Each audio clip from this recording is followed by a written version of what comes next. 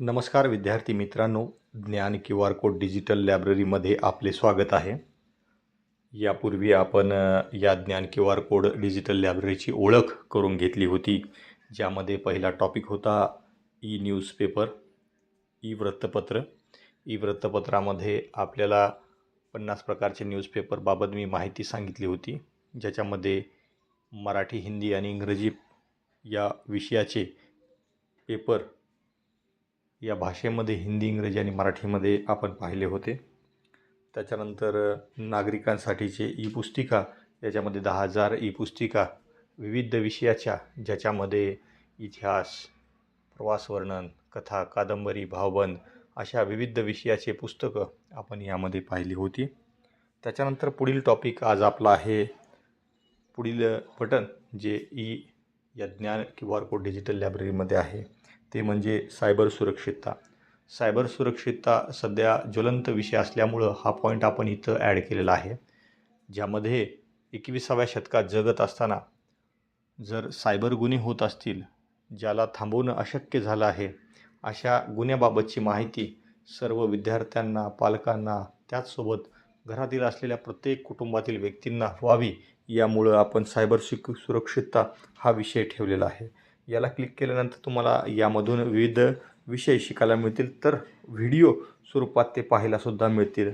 जसं फसवणूक होण्याच्या पूर्वी, पैसे एखाद्याच्या अकाउंटवरून जाण्याच्या पूर्वी जे गुन्हेगार असतात ते कोणकोणत्या प्रकारची ॲक्टिव्हिटी करतात, आपल्यासोबतसुद्धा असा एखादा गुन्हा होऊ नये यासाठी प्रिकॉशन म्हणून आपण हे point ministry of electronics and information technology यांच्या मदतीने ठेवलेलं आहे.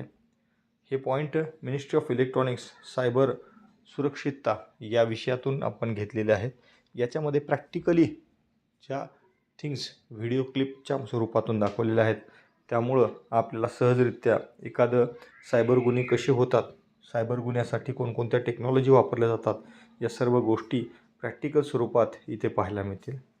त्याच स्वरूपात वायफाय सिक्युरिटी, ATM बाबतच्या कोणत्या सिक्युरिटी आपण बाळगल्या पाहिजे, ज्या आपल्या आईवडिलाला, आपल्या बहीण भावांना, आपल्या नातेवाईकांना सिक्युअर ठेवतील, अशा गोष्टी विद्यार्थ्यांना देखील माहिती असल्या पाहिजे. कारण विद्यार्थी आत्ता सध्याच्या युगामध्ये आपण जर पाहायला गेलं तर फ्री असलेले गेम जास्तीत जास्त प्रमाणात खेळतात.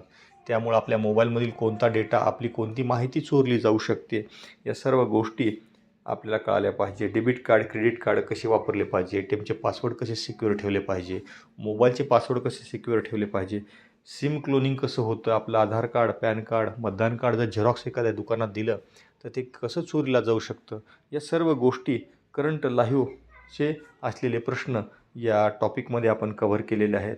यामध्ये कमीत कमी 68 विषयाचा समावेश, पासवर्ड सिक्युरिटीसहित 68 विषयाचा समावेश आपण केलेला आहे.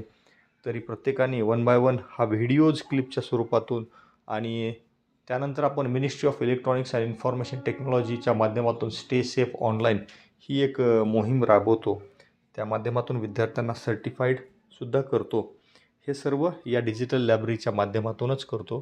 त्यामुळे आपल्याला 1 बाय 1 प्रत्येक टॉपिक मधून विद्यार्थ्याला नवीन काहीतरी शिकण्याची संधी आपण देतो, हे आपण लक्षात घेतलं पाहिजे.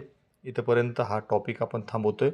पुढील भागामध्ये आपण विषय नवीन पाहणार आहोत.